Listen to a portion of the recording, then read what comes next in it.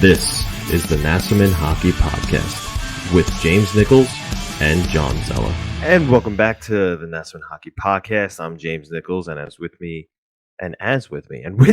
as always, is my good buddy John Zella. And that's about the only thing that remains the same since the last time we recorded an episode, John.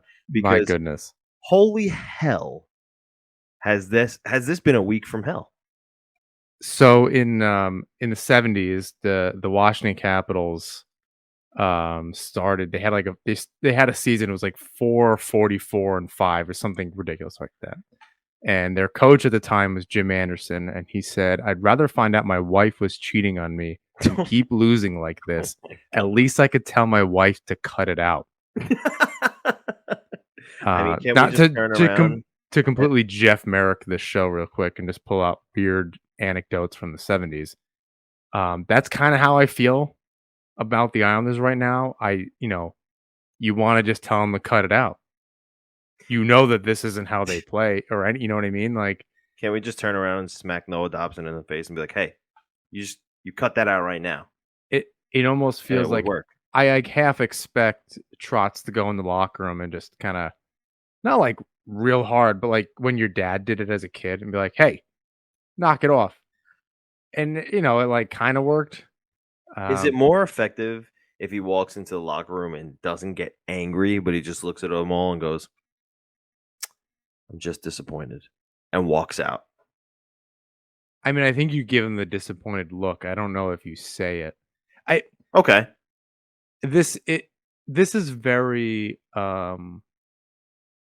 between the ears for me.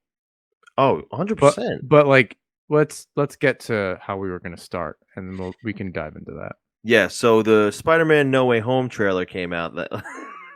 Oh my god. What else is there to talk about? No, I'm just kidding. Let's talk about some hockey. So the last time we recorded the Islanders went 0-0-3. A loss to the New Jersey Devils 4-0. A loss to the Tampa Bay Lightning 4-1. And then a loss to the Florida Panthers. It's still currently happening. It's 6-1. Maybe it gets worse. There's only a few minutes left. They really are stumbling. Is it? Nope. They're falling on their faces out of this road trip. Oh, have fallen. Skidding, it's like those videos where someone like falls off their bike. Yeah. And it looks like they're sliding on their face. It's like that. It's like that GIF of the wrestling match where like the 6 guys are stamping on that one person on the ground already. Yeah, that's how my heart feels with this team. Because you just like, I think we all just feel this sense of accomplishment with them. We've seen them just do so much. It's not like we've kind of grown out of expecting this out of them. Now, I'm not sure if that's right because they tend to do this sometimes. They only won 11 games on the road last year. Out of whatever they were like it was. 21-4-2 at home. Yeah, so I think this is, unfortunately, this is what we should have expected. And I heard AJ Malesko on the broadcast on ESPN Plus tonight say, if they, at the beginning of the season, if they said they went nearly 500 on the road trip before they got home, they don't want to lose, but they would find a silver lining in that. They didn't. They're still. They've only played 13 games. Most of the teams have played 13, but most of them are 14, 15. Yeah, they got games in hand. So they have some room there. My problem ultimately is that they're losing to good teams, and they need to find a way to beat the good teams. They haven't really shown that yet. I wonder if, we questioned a couple weeks ago how detrimental was the road trip really, right? And now I wonder, we've said this before, and you said earlier, it's so between the ears for them right now, and hockey players are so regimented. Is not having any home games right now at this point part of the reaon why they're losing as bad as they are the past 3 games? Maybe it is. Maybe part of the regiment and the routine for some of these guys is, yeah, they go on road trips, but like 4 or 5 games, maybe not I 13? I think so. What we had, and I wrote. It's really funny you say that because I wrote this down.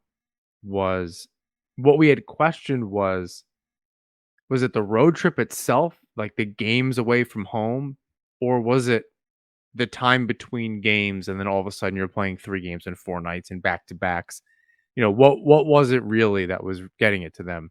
Right. I guess it doesn't matter, honestly. If it's the trip in its totality, seems to have gotten to them. They probably do just want to get to UBS Arena.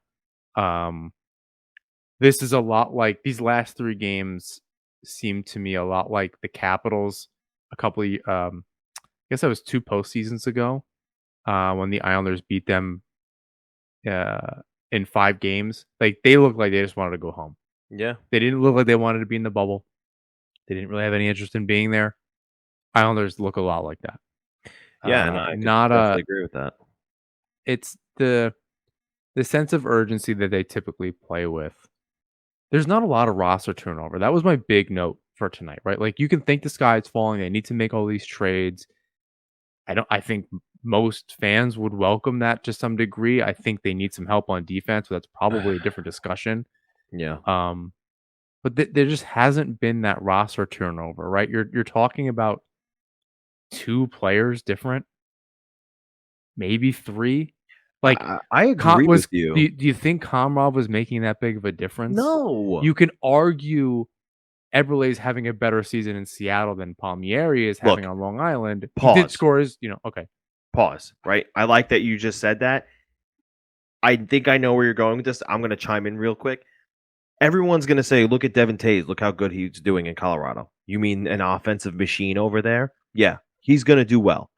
Look at Jordan Eberle. Look at how well he's doing. You mean in a system where it's not defense first? Yeah, he's going to thrive in that kind of a situation because that's the kind of player he is. He was forced to take away from his offensive game to play more defense. Anybody who comes to the Islanders, I'm sorry. If you're, for argument's sake, Vladimir Tarasenko a couple of years ago where he scored 40 goals, put him on this Islander team, he's going to score 30. And that's, yeah, still great. But take away 10 goals from a goal scorer who's going to come to this team because, like it or not, it's a defense first system. So I the mean, argument of, oh, look at all these players who were Islanders now on different teams. Look, oh, we just happened to trade them at the right time for the other team, and now they're doing so great. Blame Lou. No, that's not how it works. The system is what prevents them from, and I shouldn't say from scoring goals, but it prevents them from racking up 30 to 40 a year. Yeah, I'm not worried about Per the player. points. Yeah, I'm not worried about the points. It's not like Eberle's like tearing it up, but Well, he didn't score he his is. first goal. My point is he didn't score his first goal 13 games into the season like Right. Palmieri did tonight, and I think that's where it's hard to see that. Like, he's gotten the monkey off his back. I think that's good, but this is a team that lives and dies by this system. I think we've mentioned this multiple times. When the system is working, it is unflappable. And we've seen it. They've gotten through multiple playoff rounds the last few years. They've made good runs of it and really taking over. When the system's not working, it's very broken. No, I know. Nothing looks worse when the Islanders cannot get to their game. And again, that's my point about the lack of roster turnover is you lost Letty. You can argue that might be the biggest piece here, right? That defensive zone exit. I don't want to say that he was offensively focused so much as he was good at getting the puck out of the defensive zone with his skating ability. You also put somebody in his place, or at least in the lineup that look, Char's numbers can go up and down. I've tried to defend the guy. The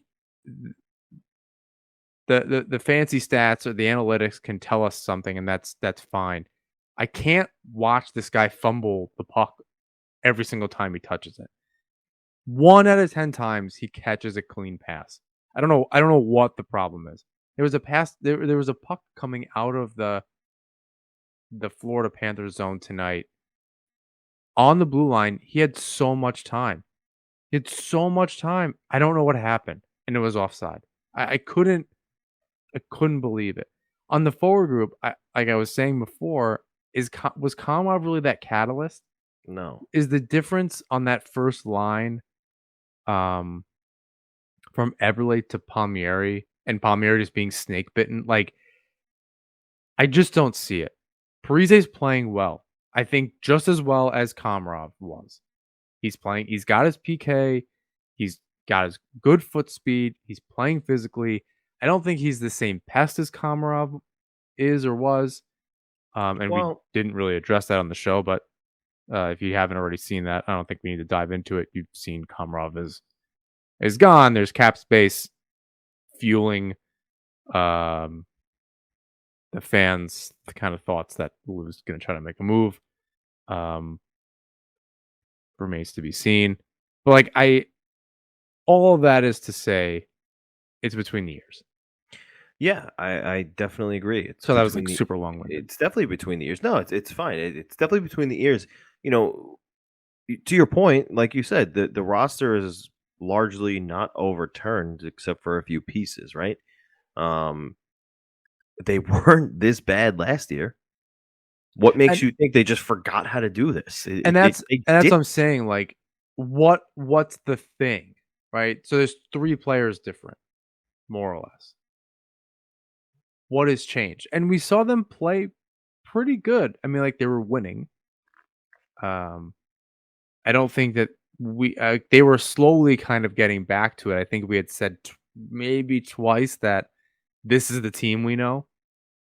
In 13 games, that's not good. And I think to Right. try, Trotz has said, and I think they mentioned on the broadcast that the wins and losses in November are probably not that important. What Trotz is concerned about, more to what he had said to about Wahlstrom, was it's the little things in his game, Right. and you gotta really thinking about it. Stop and thinking again. Don't worry about there was a 13 game road trip, any of this stuff. This system is built on the little things. And when your players aren't doing that, it might not be noticeable even to us what those little things might be. And you can scream your head off saying Yeah. that that Wahlstrom should have been on that first line last night as a shooter. All the lines get jumbled against Tampa Bay. But then what was the problem against New Jersey? Now they're rolling because Yeah. and we said that they were for sure the dark horse in this division, that they had a really young team with something to prove, a little bit of that Islanders characteristic from a few years ago, uh, post Tavares. This team has New Jersey has nothing to lose. Islanders just weren't prepared for that. They got 2 goals in 3 games. They've allowed 4 goals or more in the last 3 games, which is unheard of for this team. I Yeah. It's are the it could just be the road trip at this point. It's Well, not time off. And that's my thing. Like usually it's like a focus thing. They need time off. They gotta get refocused. They got some practice time. Like they just look uninterested. they look uninterested. And again, it's not. This isn't a typical road trip where they were gone on the West Coast for playing 5 games in 9 days or whatever that 5 games in 11 days, whatever that looks like for them. It wasn't even a typical thing. Right. They were home. They were this. Is that harder? I don't know. I haven't really heard any kind of broadcasts breaking this down, so I don't. And I say that because I don't have access to Islander players. I Yeah. can't ask. I can't ask them. Well, let's go point by point here and talk about a lot of the question marks from media, coaches, players, fans, everyone. Starting with the power play. It continues for like the bajillionth year to just stink. We need And like a wet like during all these points. I'm just picturing us like hitting a button like a wet fart noise because that's all of this stuff. It's just that's all I can think of yeah, is I agree. But I just want to hit that button. You it's say so power sad. play, and I just want to do it. It's so sad too because we've talked about when they finally get that puck settled, the puck movement's pretty good. They look like a different unit out there than you saw in the previous seasons. Now, the problem for me, tell me if you agree, I don't know if you see the same thing I see, is one, they can't get the freaking puck in their own zone. They're losing faceoffs like I've never seen before, right?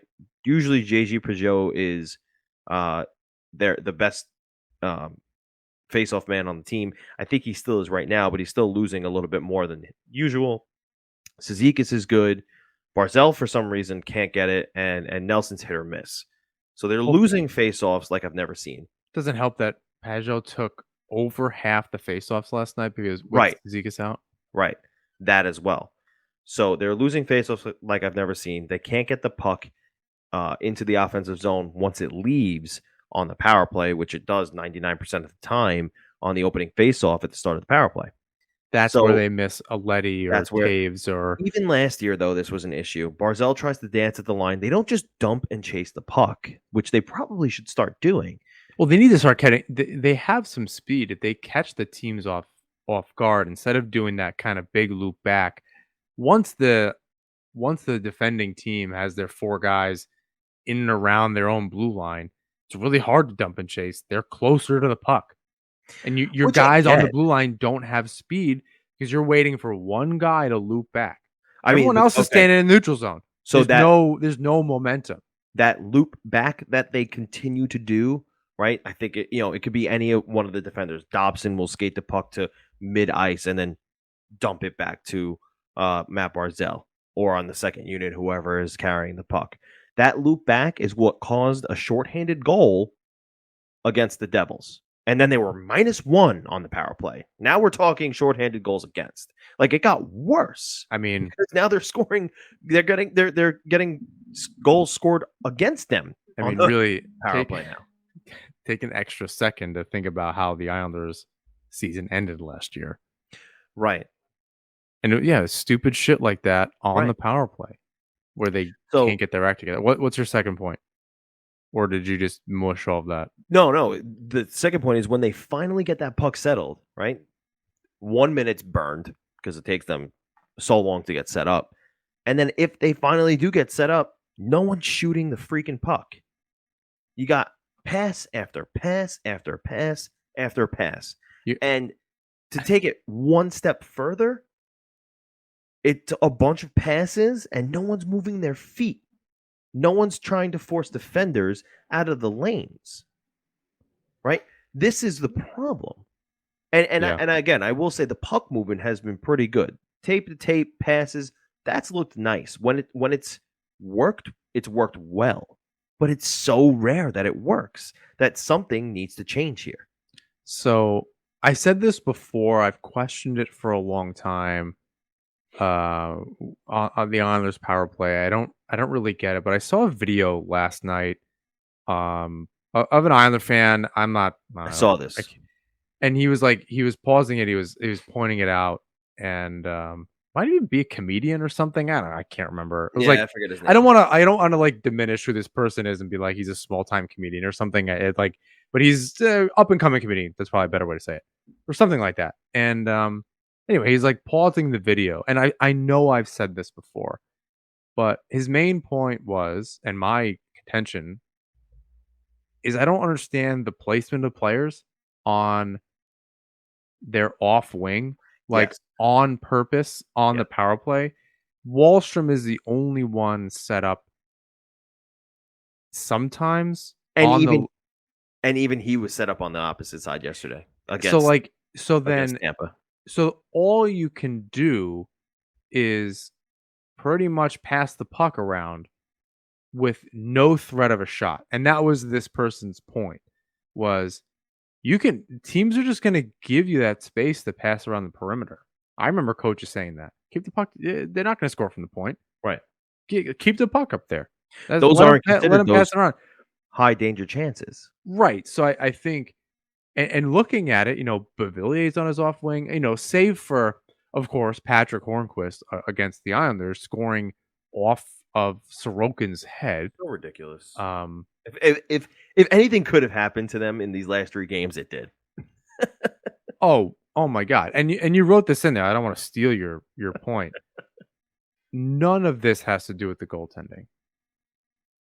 We shouldn't be seeing any of that. Sorokin, it wound up being 6-1. It could have been 6-1 in the first period. Now it was 4-0. So it could have been it could have been worse than that. And I know that's hard to wrap your head around after a 4-0 first period, whatever the hell it was. But he made 5 or 6. All I kept hearing is save by Sorokin. Oh my god, another save by Sorokin. And this was the same sequence. This was the Score. same shift. It was like the puck had left the zone and they came back and scored. But I was like, I don't know what this guy's standing there. I know he wants to play hockey and make save. That's why he's a goalie. But help him like a little bit. All right, hold on, because we're getting away from the power play here. Yeah. Anyway, power play. That's what's confusing to me. All they can do is pass the puck, so of course they can do that well. No one can shoot. Barzal's shooting from where he is. There's no opportunity to get that puck to the net. Right. The defense can't do it. There's no opportunity for them to do it. Certainly not a one-timer. Then you have Pulak out tonight, who blocked the shot yesterday. Very worried about that, honestly. Can't trust Char up there. One of the things that gets me the most that I notice over and over again is there's a point where when they have the puck on the power play, Barzal has it at the right circle, and he skates around and moves defenders, and Anders Lee gets the puck on top of the crease. Almost every time he tries to no look pass or go top shelf point blank on the goaltender, and it doesn't work. It doesn't work. He's got to try something else. He needs to be in front of the net. That's his spot. That's where he scores from. But they need shooters shooting the puck. They don't need these fancy no look passes, backdoor goals. It's not going to work. All right, they read it every time. They're going to read it 9.5 out of 10 times. To this point, it's been like 10 out of 10. It's not working. They need to cycle the puck. They need to shoot it. They're trying to force these goals that are not going to happen. Now, good point about the defender at the point, because it was Dobson, and then yesterday against Tampa, he was out. They gave it to Aho, another guy who opted to just pass every single puck that went on his stick. He didn't take any shots from the point, and he had a couple pretty good chances too. He got in another game tonight because Pulak was out, and the power play continued to stink. Shots from the point need to keep happening, and they weren't. Dobson got back in on the power play. I will say he played better tonight. He sat yesterday, and that was I guess the point, to try to get him get a bird's eye view of the game, come back with some mental notes and play a little better, and he did. But the power play is still suffering. Again, no one's shooting, just too many passes, and I don't. We'll talk about this a little bit later, but I don't know what Oliver Wahlstrom has to do to get on Barzal's opposite side and just receive his passes and just start ripping shots. He needs to. I mean, Barzal would need to be the bumper, or Wahlstrom would need to be the bumper. I don't think Trotz is going to trust Wahlstrom to be at the point. So somebody's got to be there. Whether that or Barzal's on the same side, they're doing more of an overload than an umbrella, and Barzal's kind of in the same corner where Wahlstrom is receiving those passes. It's the only way I can kind of see that working. Yeah. I'm still I'm baffled by the whole thing, right? And I'm trying to find some positivity in some of this. And I don't know. The only thing I can keep thinking is, it's way too early to write this team off. Agreed. Look at St. Louis a couple of years ago. Yep. It's not like this can't be done. Somebody had just tweeted. And I know we're trying to do a better job of maybe not looking at Twitter while we're doing the show because it just kind of derails us. But someone had said, and I'm obviously going to have trouble finding it now because we're trying to do it live. But somebody had said the turning point was in the game versus Minnesota, where they were That's a up good 2 to point. 1. They were about to have a 3-game win streak. They let up whatever it was, 3 or 4 goals, and just totally flipped it on its head. They lost their confidence. I think we even may have talked about how they just lacked that killer instinct to lock Yep. it down. I think those were your words. Yep. And some of that, like to tie back to the power play, to tie to our next point in the defense, tying in Wahlstrom, Dobson. They're lacking that just lock it down Islanders thing. They just can't seem to find it. Some of that is like energy. Like that's their calling card, is overwhelming these other teams. The fourth line looks okay. They're Yeah. not really stirring the drink the way they usually do, and that makes it very difficult for the Islanders to get going. Apparently, but it's those small. I don't want to say intangibles. I don't think that's the right word. Even just like the 5-foot passes, like those simple things, those breakout passes. Andy Green seems to be the only one, and Adam Pelech, really, for the most part, they can get that puck out of the zone cleanly. That's not just looking for a tip in the neutral zone so the guys can get off. That they're actually making a purposeful pass to try to make something happen. Yeah. Didn't love Aho last night. Thought he skated a little bit better against the Florida Panthers. I didn't notice him as much, so that's better at least. You know who was the best player against the Florida Panthers? Kiefer Bellows. He looked okay. He looked better. I think you're starting getting reps. Yeah. Look. I'm no professional hockey player at all. I noticed the other night when I was playing, I feel way better. Like just getting those reps, we're playing every 2 times a week most of the time. I feel way better now How that could I'm you playing not? more often. The puck feels more comfortable. My skates feel good. I'm still tired as shit because I'm out of shape, but um the timing comes back. You're just like not thinking as much. I'm starting to play the game a little bit. And when Aho's played 5 games in a calendar year, 10 games, less than 20 games in 2 years, Yeah. Bellows is kind of being yanked back and forth. He's also not doing himself any huge favors. Be that as it may, now he's starting to get some reps. That must feel good, circumstances aside, of why he's in the lineup. I don't know. Something's not working.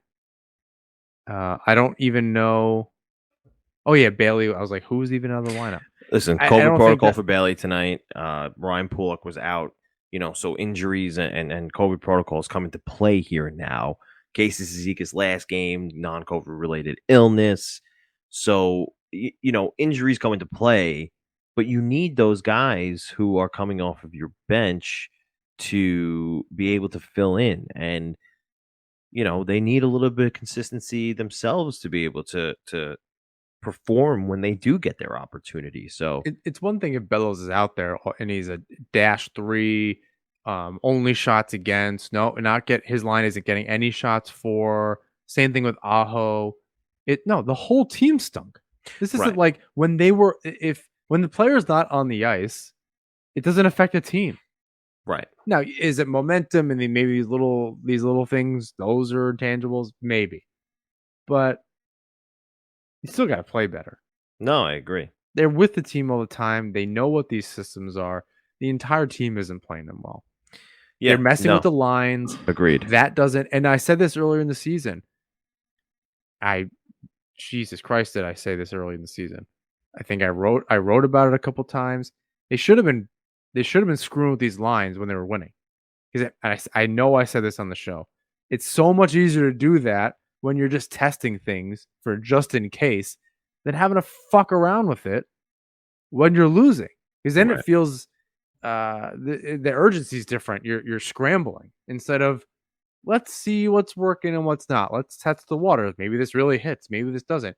Instead, everyone's like, throw Wahlstrom on the first line. All right, when you're winning the games, everyone's clicking. Throw him up there. It's a lot less of a last ditch No, I agree with you. It's effort than good point. now. You're like, well, what options do we have? Yeah. You can talk about an Islander system, Trotz way, blah blah blah. If I'm a reporter in that room, and I'm not, in a post game, I try to ask that question in as nice a way as possible. The system works, Barry. We know it does. But 2 goals in 3 games and being outscored 14-2, and that's not even including. So it's really 17-2 because they were outscored since that Minnesota game. Wow. 2 goals in 3, 4 goals in 4.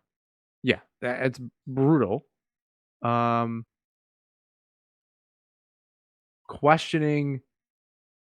Oh, And that man, was I after lost they the blew question. the doors off of the Montreal Canadiens. Right, who's terrible. Right. At what point is it you got to give this a shot? Systems aside, little things aside, you can pick apart Wahlstrom's game all you want. At a certain point, you need to score goals, Right. and the most obvious path forward is to put why. What is stopping you from trying that other than his defensive play? The defensive play is not fucking working. Doesn't matter what line he's on. The fourth line, the second line, the third line. Who's up? It didn't matter. Bailey's in the lineup. Bailey's not in the lineup. Yeah. It that clearly isn't the problem. Who is in the lineup clearly isn't what the problem is. Even where they are in the lineup. However, Palmieri's not scoring. Oh. Wahlstrom is. Josh Bailey has tested positive for COVID. He'll remain in Florida to quarantine and go through protocol. So that's going to be a couple games for him. I mean, so you can, barring Golashev coming up, I imagine Bellows stays in the lineup. Not to stir the pot, but did you say no symptoms for Bailey? I'm Correct. seeing that from Compt. Okay. Yeah, I think, and look, and you know better than anybody, I was a proponent of switching Palmieri and Wahlstrom when and if. Yeah. But, and I thought it's Palmieri's spot to lose. If Wahlstrom was hot and Palmieri wasn't, you switch him. Don't just do it to do it. The time is it's clearly now. Give it at least a shot to do it. I don't understand what the holdup would be. Yeah, so I mean, we could talk about. I had Wahlstrom a little bit later, but we can have this conversation now. Barry Trotz's comments yesterday about Wahlstrom was that he was ready to sit him against Tampa. He was ready to sit Oliver Wahlstrom against Tampa Bay. And again, I will say it until I'm blue in the face. I'm not going to question Barry Trotz because of his resume to this point, right? Who am I? But I will say, I just listened to what's his name? Mike Stothers. He's the assistant coach of the Anaheim Ducks, and they were talking about the success that Troy Terry is having with the Anaheim Ducks. And he said, everybody needs a second chance, a third chance, and the best way for these guys to learn is to play. Yeah, not up in the press box, not watching tape. They need to play. They need an opportunity. And the little minor things, and I get that they lead to bigger things, right? Wahlstrom fails to clear a zone and turns the puck over. All right, it's going to happen. He's 21. But to sit him for, I don't know, 8 minutes in a game where normally he plays 16 and he ended yesterday's game with 8, to say, yeah, I wasn't even going to play him because of the game before, he's your second leading goal scorer right now. I think there's a slight difference in a team. Again, it's kind of like New Jersey. I don't want to say trial by fire, but certainly a different situation where there are no expectations on these teams. There's a different expectation on this team. They're challenging for a Stanley Cup. Right. They were a shorthanded goal away from making the final, or at least making it less embarrassing to lose that game 1-0 against Tampa this past summer. So I think those, I understand what you're saying, but this isn't the team to do that with. Well, like you It's said not a before, team. though, it only seems natural to put the shooter in Wahlstrom next to Barzal. Well, that's literally the last option at this point. You've tried everything right. My else. point is, You tried why Parise hasn't on that the first happened line. yet? Listen, I don't mind Parise on the first line, but talking about Wahlstrom here, why wasn't it him? That's what I'm saying. Like, tonight, what should have been trying Wahlstrom up there. He said he had a better game last night. Give him the carrot. You kind of, you told him, and you outed him in public, which is not typically a Trotz thing, if I'm remembering correctly. He tends to generalize, but that was pretty specific. I don't remember too many instances of that. But yeah, now you've literally tried everything. I don't know what's stopping anybody from doing that. It also blows my mind that Kiefer Bellows can sit out for a whole season, and the first game he gets in, he's on the first line. He's on the second line. But Wahlstrom, who plays every night, can't crack the top 6. That's and he did for a little bit. He was on the second line. I remember they did something. Bales was on the third line for a second with Parise. That was yesterday. Oh, that was just yesterday? I feel like that had happened before. When Wahlstrom was on the fourth line. That's a really good point about Bellows. Kind of he getting a few more opportunities than Wahlstrom, despite not playing every night. Why is that? Why don't you move Wahlstrom up and put Bellows where Wahlstrom was? At that point, it might just be, I'm not going to screw with the bottom 9 of my lineup, or I'm not going to mess with 3 lines of my lineup that work because one guy's out. If I have a clunky, one line in my forward group, that's okay. That line was good for a little bit. I think that kind of brings us back to the original kind of premise of this whole thing was this team knows what they're doing. These lines were working. That doesn't mean just roll with it until it's fixed, right? On its own. It's a lot like a car. You can't just ignore this forever. And hope it goes away. Eventually, you're going to need to take a look at it. I don't know if it's a personnel thing. There's definitely a lot of where's Golishev, where's Robin Salo, where's whatever. I think there's roster problems and moving guys around and that kind of thing that kind of limits them. But no cat-friendly expert. Let some other folks kind of figure that out. But so that might, not that I disagree about what kind of lighting a fire and going that route, kind of bringing up some young guys. I doubt that happens because that's not what Trotz and Lute do. No, it's not. Hey everyone, we just want to take a quick break to talk to you about our sponsors over at DraftKings. The NHL season is underway, and DraftKings Sportsbook, an official sports betting partner of the NHL, has an unbelievable offer to celebrate the greatest sport on ice. New customers can bet just $1 on any NHL game and win $100 in free bets if either team scores a goal.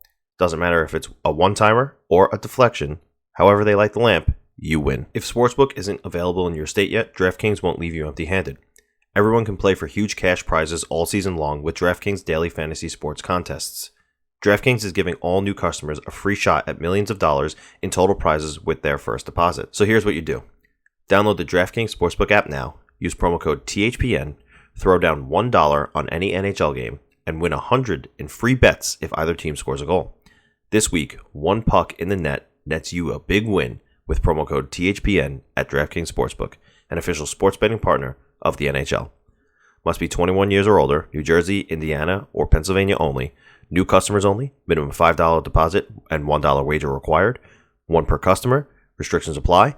See DraftKings.com/sportsbook for details. Gambling problem? Call 1-800-GAMBLER. NHP is also brought to you by Manscaped. This holiday season, I'm giving thanks to our friends at Manscaped. Do I tell my extended family that I have the Performance Package 4.0 from the global leaders in the below-the-waist grooming? Not to mention it includes their Lawnmower 4.0 trimmer to tame my bush and score brownie points with the in-laws. Gift yourself Manscaped or the man in your life who needs it. Join the 4 million men worldwide who trust Manscaped with 20% off and free shipping with code NHP20 by going to manscaped.com. You think your holiday spread is good? It's time to give thanks to the Manscaped Performance Package 4.0, or as I like to call it, the perfect package for your package. Listen to this. Their Lawnmower 4.0 trimmer features a cutting-edge ceramic blade to reduce grooming accidents thanks to their advanced skin-safe technology. It also gives you the ability to turn the 400K LED spotlight on and off when needed for a more precise shave, plus it's waterproof. For the gifters out there, Manscaped seals the deal with 2 free gifts from in their Performance Package 4.0, the Manscaped Boxers and the Shed Travel Bag. Gifting Manscaped is the ultimate hack to become the family favorite. Get 20% off and free shipping with code NHP20 at manscaped.com. That's 20% off and free shipping with the code NHP20 at manscaped.com.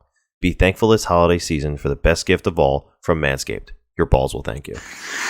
It's so funny. It's like there's two sides of this, and we're like going back and forth on it. I don't know that we're drawing any kind of decent analytic conclusions here on this episode. So, but you know, it's not the end of the world. They did escape the road trip. Yeah, they're at the bottom of the Metro, but they have games in hand. They play 15 of 21 at home going forward. They played really well at home. This roster didn't just forget what to do. And there's plenty of time. It is November. I will say on the other side, they look like shit. And they have cap space. And why not make a move? Why not make some bold roster changes? What's stopping you from that? What are we supposed to do? Blah, blah, blah. So Lewin tends to do the if we have time, use it type thing. I feel like he thinks he has that. Probably. I don't know what that time limit is necessarily. Is that December 1st, which is not that far away? Is it? Nope. Is Christmas too late? Like, I imagine at some time in December. Do you wait until the Olympic break or the All-Star break? That seems terribly late. It seems like 3:00 at the trade deadline is the right time for him. And that's the thing. The thing is, I mean, yeah, they were in tough shape last 2 trade deadlines where they needed that jolt. The Islanders have also started the season kind of along these lines under Barry Trotz. They've never done this. They've never allowed 4 goals or more in 3 straight games. Right.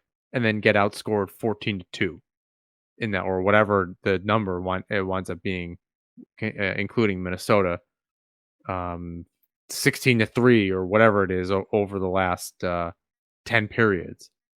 But I don't know. Do you go internally? You have the cap space now.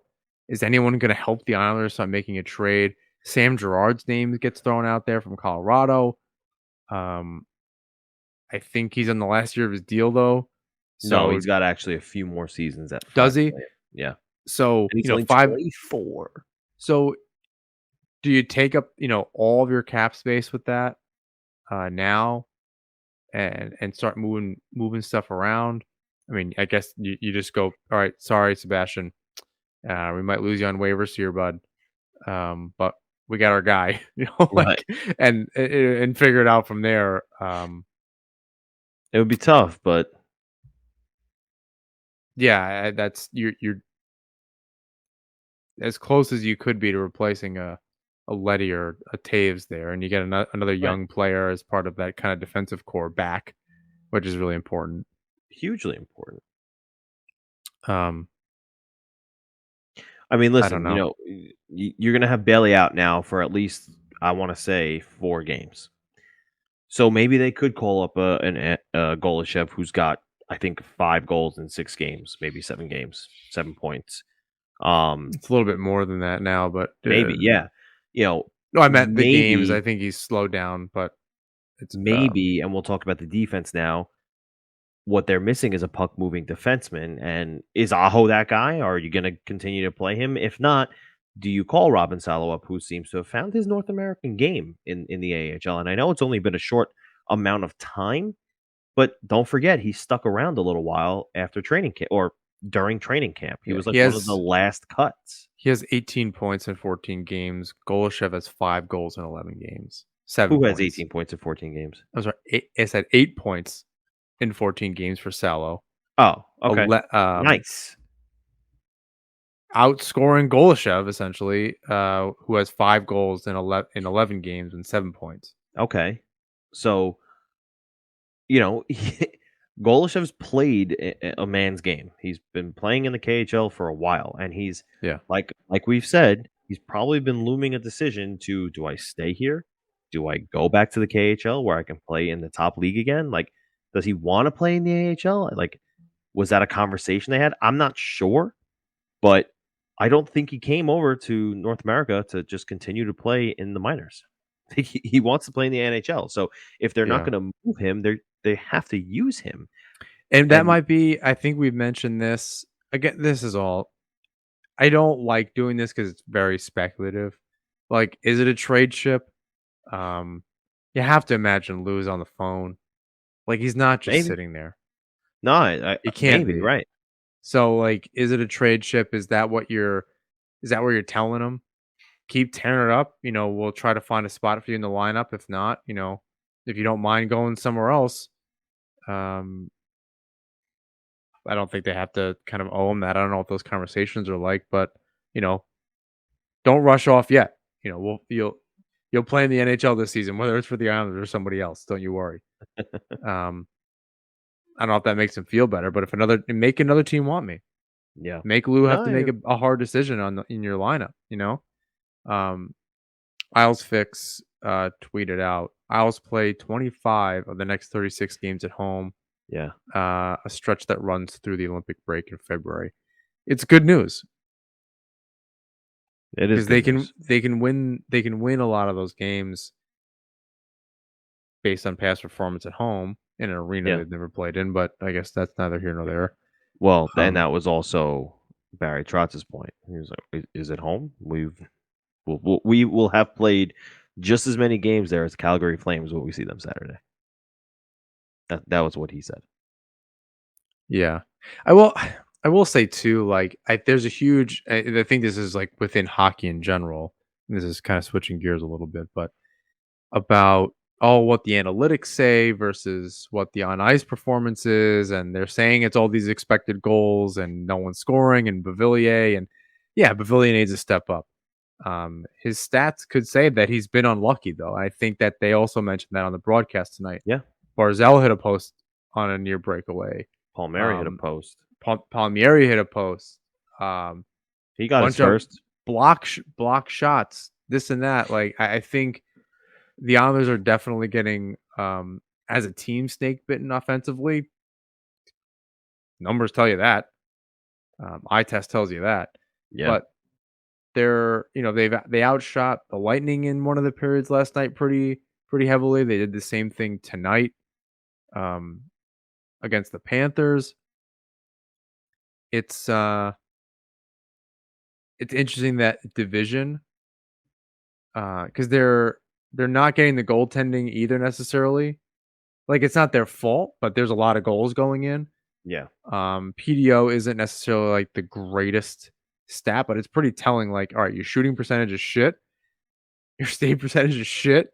That's not what it should be, right? Like Right. Right. you're talking about it in the 95 to 102 range, and you're there. I feel like they're. I haven't looked at it, but I feel like they're way below, and like really bad the last few games.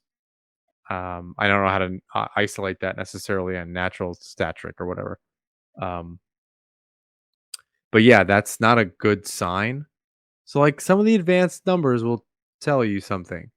If So I want to talk about that real quick, and I know we said we were going to talk about the defense, but first I want to talk about the advanced numbers, and second, or coinciding with, I want to talk about Parise and Palmieri because I caught a lot of shit for saying Parise and Palmieri have been largely two of the Islanders' best forwards this season, and oh, no goals, they haven't scored, I'm cranky. I get it. I get it. tell us how you really feel. I Jeez. just did. I get it. They haven't put the puck in the back of the net. Palmieri got his first tonight. But if you're gonna sit there and tell me, oh, fancy stats, expected goals, yada yada. If you're gonna sit there and tell me that that means nothing, then you don't understand what it means. I get it. Goals is the goal here, but Corsi, expected goals, high danger Corsi, high danger expected goals. Like these numbers indicate that the chances are there. They're driving the offensive play. Palmieri and Parise are at the top of those charts with guys like Wahlstrom, who again, don't know why he's catching flack for not playing well and being threatened to sit, but that's we're past that already.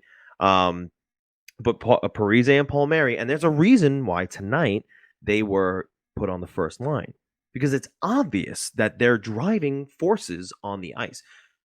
They're more unlucky than they are ineffective, and I will say this over. That's over. Exactly. They said this on the broadcast tonight too, so I'm happy you're saying this and reiterating it. Over and over and over again, I will say that Parise and Palmieri are more unlucky than ineffective. They are seemingly pushing the puck deeper and deeper into the offensive zone every time they're on the ice. And it's like they're the only two besides Matthew Barzal who are doing it.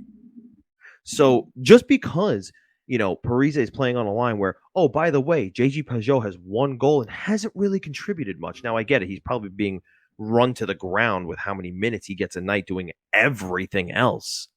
But that's affecting his offensive game, apparently. And that's why maybe Parise has no goals. And they're giving Wahlstrom minimum minutes. So maybe that's why Parise has no goals, because of his line mates, the priorities are elsewhere, right? The priorities are giving Wahlstrom sheltered minutes, and JG Pajot has to do everything else except for what he's trying to do on offense. So there's your problem number one. Number two with Palmieri is Nelson scores in bunches. He scored 4, scored an additional the next day. Can't find him now. Beauvillier is having a bit of an unlucky stretch as well. So it's, again, Parise and Palmieri are more unlucky than they are ineffective. The advanced analytics, I get it. Oh, fancy stats. If you're going to tell me that it doesn't mean anything, then I'm going to tell you that you don't know what they mean. And to be fair, some of it is a little complicated. I don't disagree, because it took me probably 3 seasons to actually understand what these things meant. Yeah. I don't disagree. The thing is, there's a lot of it's not exactly like being a weatherman where you're just wrong, right? Like it's warm out today. It's November not. It's not. It's not. Oh, we got snow here today. Oh, wow. Yeah, which is a little late. Usually some snow on the ground.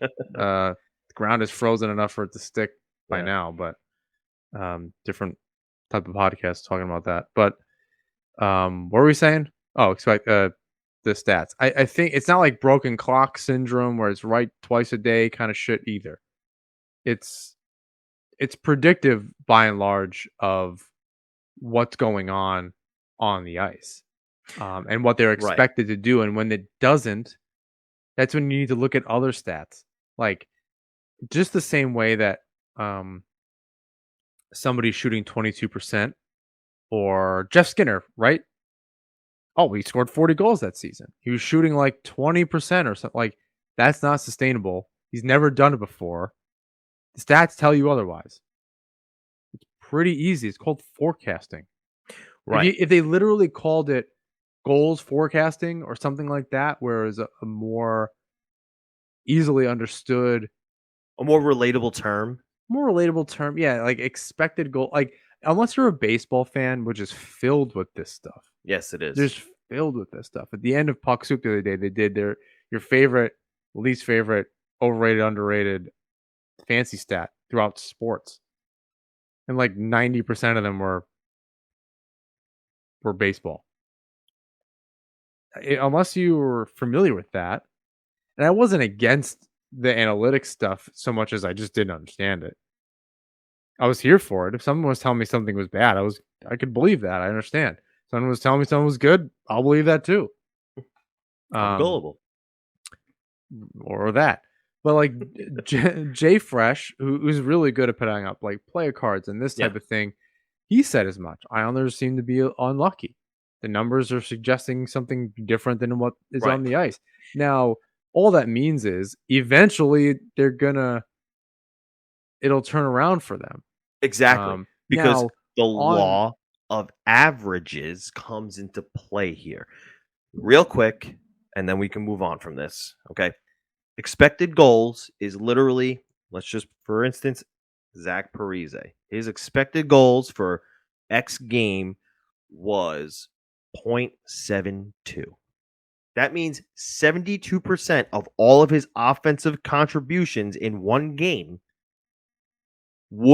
should have led to a goal, right? He had a 72% chance of scoring a goal that game because of all the offensive contributions that he made, whether it was a forward pass or you know, driving the puck from the defensive zone to the offensive, whatever it was that contributed to offensive play, added up to 72%, and he had a 72% chance to score a goal in that game. That means that it was more likely than not that he wasn't going to score a goal. He still has zero, and more often than not, he's sitting in that like 65, 70% range. So the law of averages would suggest that if more often than not, he's sitting between 65% and 72% to score a goal in a game, he's not going to sit at this zero number forever. Now, I mean, I think that's where like a couple you can kind of put some stuff together here. They're also not playing the system correctly. Also, Like that. there's also a lot of eye test stuff that doesn't check out for this team the way that we know that they can play. So like that's where you can kind of combine the stuff. As I've said, we really just should just make shirts at some point. Two things can be true. They could be playing like shit and also be unlucky. Right. I think that's it. Yeah. No, that's a good point. They could be very unlucky and be playing like shit. Because sometimes you got to be good to be lucky. Sometimes you got to be lucky to be good. Right? That's not a saying for no reason. Right. Like, uh, not that colloquialisms should guide our lives, but I think that's true in this case. No, I definitely agree. Um, all right, let's wrap up the show with talking about what's wrong with the defense. Um, it started off in the beginning of the season as it was all Zdeno Chara's fault, and now it's And that's it. And that's the end of the show. Thank you for listening. It's a little more than that, though. No. Um, and I was really paying. I knew we were going to talk about this, and I paid attention. I think I said this a little bit earlier. Your boy Andy Green seems to be like pretty unflappable. Yeah, I don't really see a lot of holes there's in just his game. Yeah, nothing there for him. I mean, nothing wrong there for him. Yeah, I mean, for the most part, unless you're paying attention, like I am to him specifically, there's not a whole lot. He's pretty ignorable. You don't have to Right. worry about him, and I think that's part of why he remains there. That's what you want from your Um, sixth defenseman. Pellick is, I thought tonight tried to do too much. I don't know what option he has. He was trying to get the puck out of the zone, and Yeah, all the Islanders forwards were in the neutral zone. he's like what Tavares was of the forward group, but on defense, Yeah, tonight trying to do too much. trying to do way too much. Even with Pulak last night, Pellick is very good at getting out of trouble. But when you have someone like Barkov, who is like outside of Bergeron, like Selke winner Yeah, no, extraordinaire, he's incredible. you can't be fucking around with that. Like you Yeah, gotta find a way to just get the puck off your stick at that point. High enough, Hal Gillett, high and off the glass, just get it out of there. This yep, is not the guy you want to try to. Now, I don't want to say that Pellick isn't capable of it. Just I watched it tonight just too long, and yeah, Barkov was just on him. He's just really good at that. He's a right. defensive minded forward. He knows how to forecheck. It's just not good to do that. Be that as it may, Pelican Green seemed to be Mayfield with that hit. Um, Which is sparking a debate, but maybe we'll talk about that at another time. well, I mean, in short, I thought his leg was extended forward and not to the side, I'd agree with you. and certain angles make it look like that's not the case. It's still not what it should be. It's a kneeing, and that's a minor. I think it's the injury didn't make that Didn't help. they helped make that call. Yeah, And if you can review it and you have all those different looks, it doesn't start looking better the more you look at it. right. And the fact that he didn't come back to the bench didn't help during that time. So it's what it is, and turned out not to be even that much of a turning point anyway. So what does it matter? Mayfield's been okay. Aho noticeable in not all the best ways.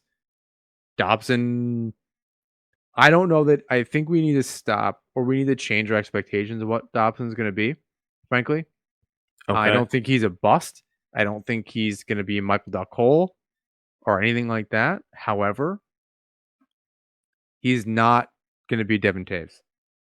He's not this offensive juggernaut we think he's going to be. He is just not. He has not shown that on the power play at all.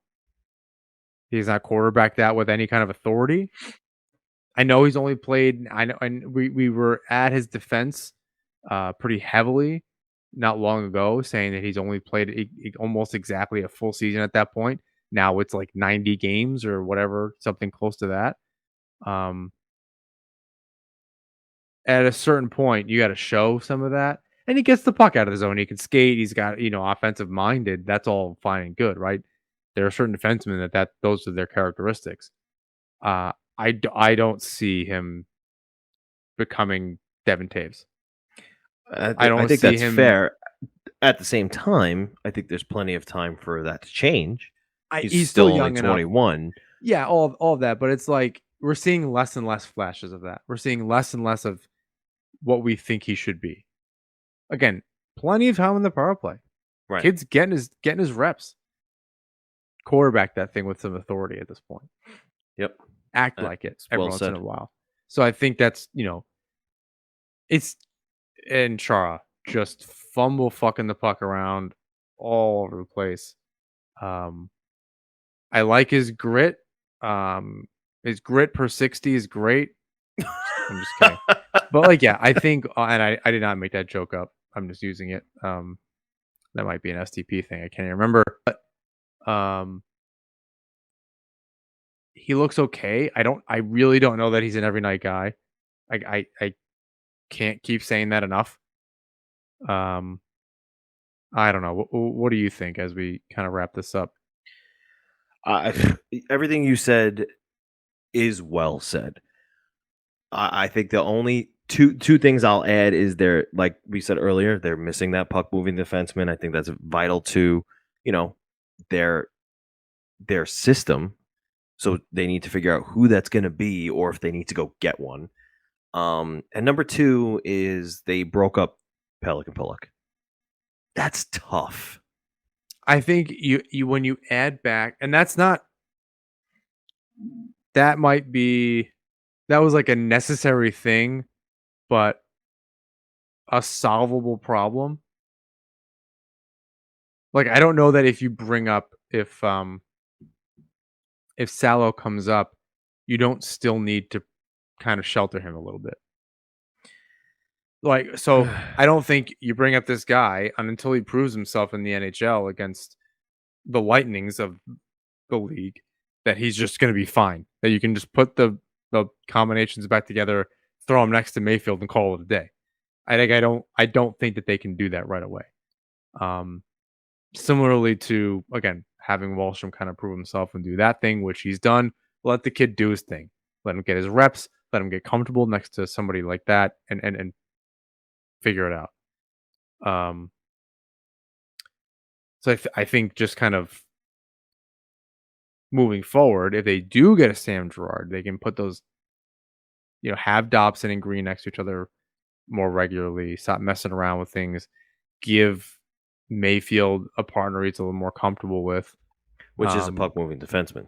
Get that top. Although that pairing was not great last year, so I wonder what the right partner for him is. You'd think that's what it is because they had success, but I don't really know what that is in particular. Devin Tays was responsible on his own end. I think Nick Leddy was just pure offense and not great in his own zone. So I think it's a good two-way defenseman who has offensive ability. So maybe that's a Sam Girard. Maybe it's somebody else we're not thinking of. Often it is. That's how Lou operates. So yes, I think that's a good point. That doesn't help. The thing is, it's not these last 3-4 games were not like, oh, this pairing wasn't together, so the Islanders should just get their asses blown out. Like, that's not. Wait, that's not how it works? No. You sure? Unfortunately, no. That's not like, oh, it's one thing. Like, I don't know. That's just not how it works. The one pairing being different does not mean the Islanders get their asses kicked.